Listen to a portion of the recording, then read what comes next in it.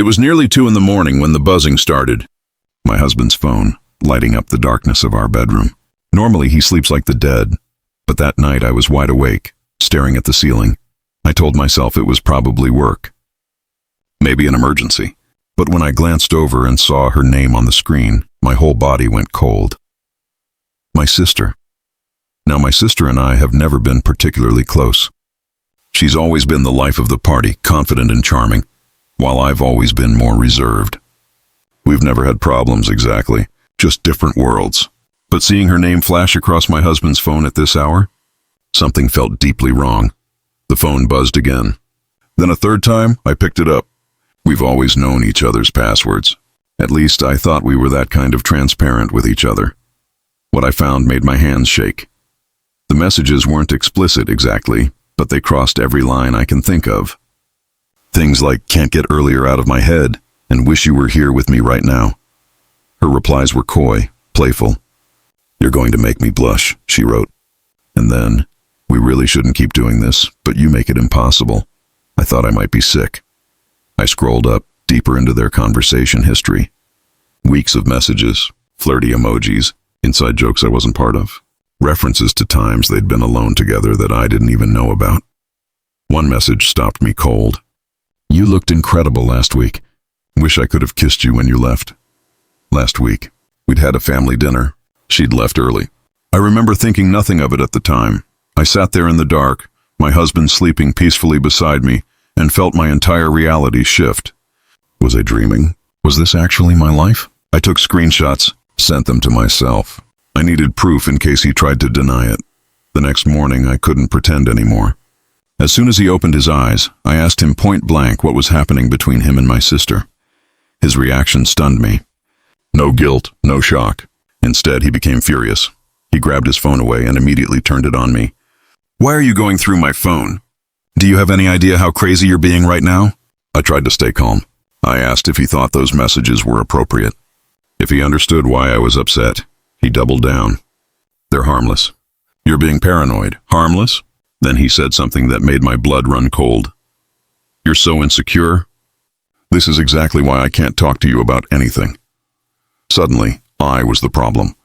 My hurt, my confusion, my legitimate concerns were all being twisted into proof of my inadequacy.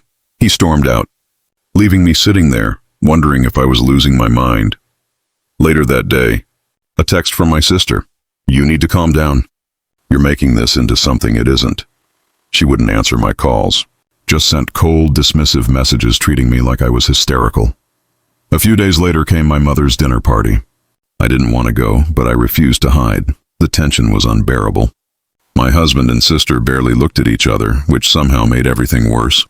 Every glance, every awkward silence felt loaded with secrets. Then I walked into the kitchen and found them standing far too close, whispering urgently. The moment they saw me, they jumped apart like teenagers caught sneaking out. I pulled my sister into a bedroom. Time for answers. At first, she played innocent. But when I brought up the texts again, something in her changed. She rolled her eyes. "Are you still obsessing over that?" It's honestly kind of pathetic. I asked her to explain what I was supposed to think about those messages. She laughed. "You're so insecure, it's actually sad." Then she dropped this. "Maybe if you paid more attention to your husband instead of being so cold all the time, you wouldn't be in this situation." I was shaking. She was blaming me for her inappropriate relationship with my husband. I found him immediately. Demanded answers. He didn't deny it. He just sighed like I was exhausting him. "This is exactly why I didn't want to tell you. You blow everything out of proportion," I asked directly. "Are you having an affair with my sister?" He laughed. "An affair? She's your sister, for crying out loud. You're making drama out of nothing." When I pressed him about the messages, he said they were jokes. When I pointed out how inappropriate they were, he started bringing up completely unrelated things. "What about that time you went out with friends and didn't text me back?" Did I lose my mind like this? I couldn't even follow his logic anymore. It was like arguing with smoke. That night I looked through our bank statements. Hotel charges I didn't recognize. Expensive restaurants I'd never been to. I remembered his solo weekend trip to clear his head a few months back. My heart sank. Then my cousin casually mentioned that my sister had stayed at our house while I was away for work. multiple nights. My husband never told me. When I confronted him, he shrugged.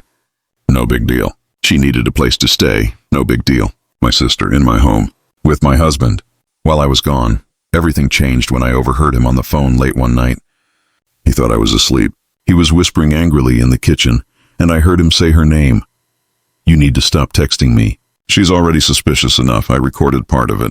This was proof. This wasn't in my head. The next morning, I invited them both over. Time to end this. I sat them down and said, I know something's been going on. I've seen the texts. I've heard the phone calls. I want the truth. They denied everything at first. Then I played the recording. The facade shattered. My husband finally admitted they'd been texting and flirting for months. But nothing physical happened, he swore. It was just emotional. My sister actually said, see? I told you it wasn't what you thought. Like emotional betrayal was somehow fine. I asked about the hotel charges. The nights she stayed over, they had no answer. Then my sister said it. This wouldn't have happened if you weren't so cold and controlling. My husband nodded. You've been so distant. I didn't know how to talk to you. They were blaming me for their choices. Something broke in me.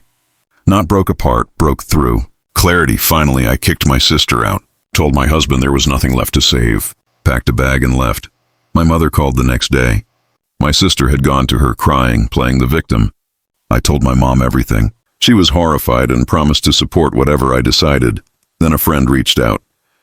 She had something to tell me. My husband had been messaging her too. Flirty, inappropriate text for months. She hadn't said anything because she didn't want to cause problems.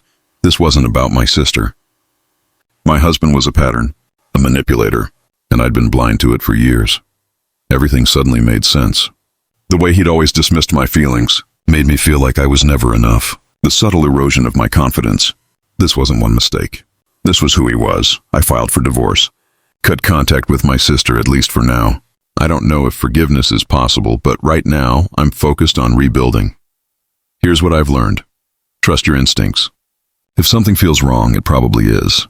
Don't let anyone, no matter how close they are, convince you that your feelings don't matter. I spent too long doubting myself, letting others rewrite my reality. I won't make that mistake again. Some betrayals change you forever, but sometimes that change is exactly what you need to finally see clearly.